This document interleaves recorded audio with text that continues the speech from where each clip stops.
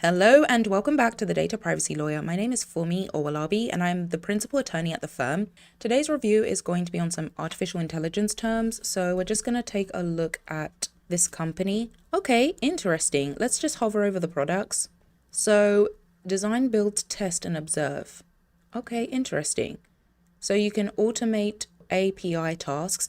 Okay, I'm not going to talk too much about that because I think it'll be too technical. We're going to focus on the privacy piece, but one of the things I always do with clients is ask them to give me insight into their products and services. It's probably one of the first questions I ask. The second question I always ask is geography.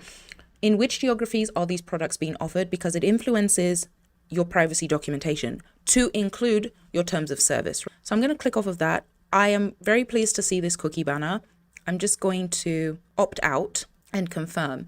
All right, so this was last updated September 23, 2025. I'm very pleased to see that, and I'll say why.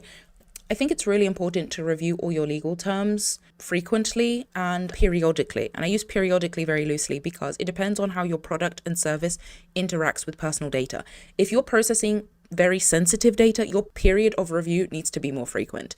If the type of personal data that you process is not as sensitive, maybe it's like a username, a business email address, the name of whoever the user is. If you have very limited personal data, then your period of review is going to be less frequent. Now, that's all I'm going to say because industry matters too. There's lots of different components that influence what period of time should be used in order to review your legal documentation.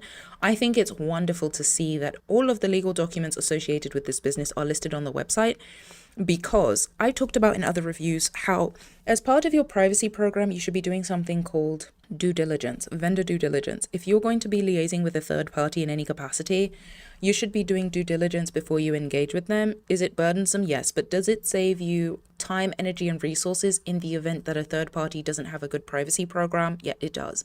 And if you listen to any of my podcasts, you've seen instances where businesses have liaised with third parties and it has gone very wrong, and the businesses have had to pay the price from a financial perspective when it comes to engaging with a third party that did not have good privacy programs.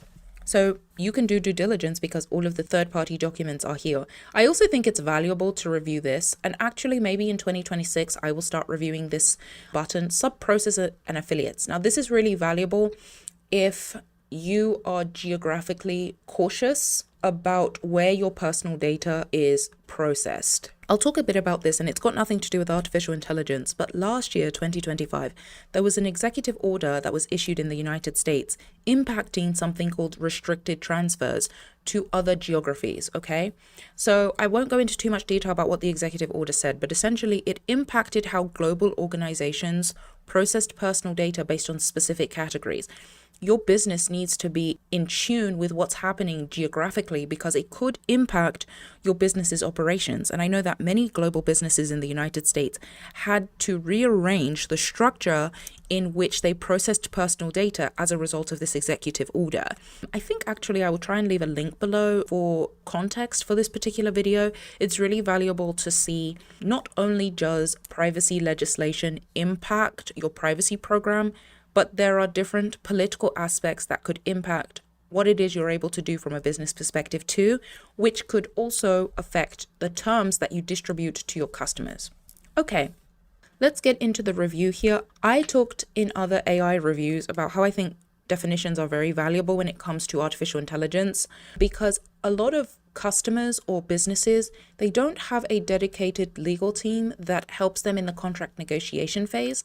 So having definitions for individuals that are not legal personnel is really valuable in being able to understand what exactly it is that they're signing up to from a term perspective. Now, they've listed all of their legal documents that I presume are associated with whoever the customer is, right? And we can see here that not only should these AI terms be reviewed, but they've also got terms of service. So when you have this contract negotiation phase, not only are you looking at the definitions here, but you're also looking at the potential definitions in this document as well, and then any to the left that are applicable to the use of the artificial intelligence. So Postman AI is included in the definition of services set out in the agreement. The agreement is going to dictate how AI is utilized by a customer, right? So the overarching comments that I'm able to make on this particular review could be influenced depending on which service a customer is engaging with this entity. Now, those details are not on this public-facing document because this is what us legal professionals like to call boilerplate. A boilerplate template is the distribution of terms as created by this entity. They don't have accommodations for customers for specific services. It's not custom, right?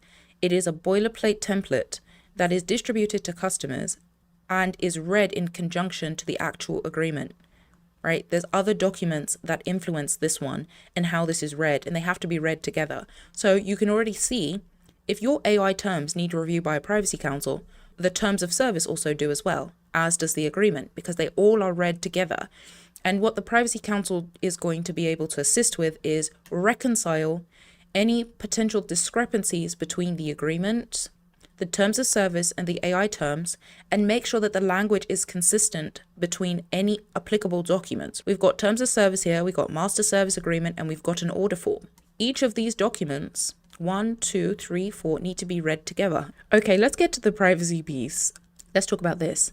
For the avoidance of doubt and per contractual requirement, none of Postman's subprocessors have the right to use customer inputs and outputs to train their third-party artificial intelligence models. Let's talk about this.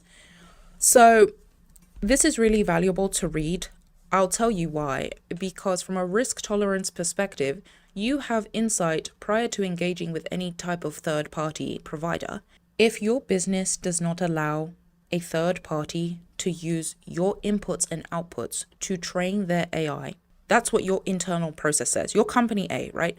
Your company A, and in your AI internal document that you've distributed amongst employees and stakeholders and VPs, etc., you say, our organization doesn't allow our providers to use our inputs or outputs or personal data to train their AI.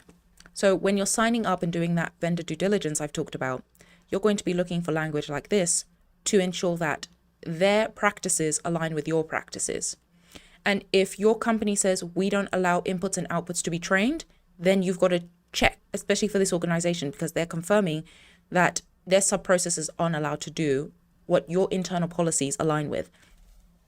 And from a privacy program standpoint, you want to make sure that any third party you're aligning with adheres to what you've agreed to internally, because if you inadvertently don't conduct a due diligence and don't review these contracts carefully, your privacy practices could be jeopardized, as could the transparency that you provide to your own customers.